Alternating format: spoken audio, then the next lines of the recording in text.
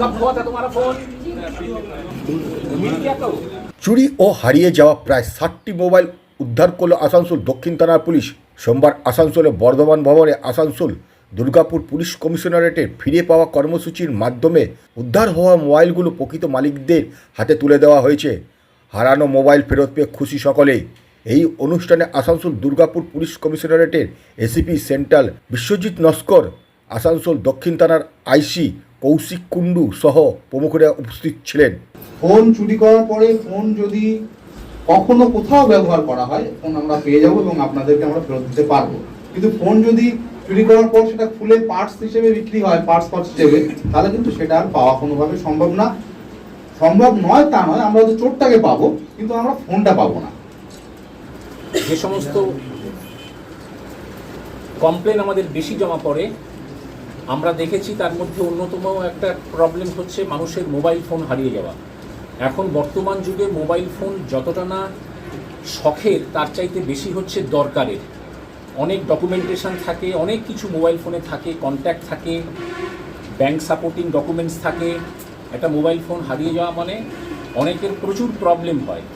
তা সকাল থেকে, যেহেতু এটা কনজাস্টেড এরিয়া, বাজার সামনেই, বাজার, বাস স্ট্যান্ড, কোর্ট কাছারি সমস্ত কিছু আছে এই দক্ষিণ থানাতে, আসানসোল সাউথ থানায় প্রচুর মোবাইল ফোন হারিয়ে যায়।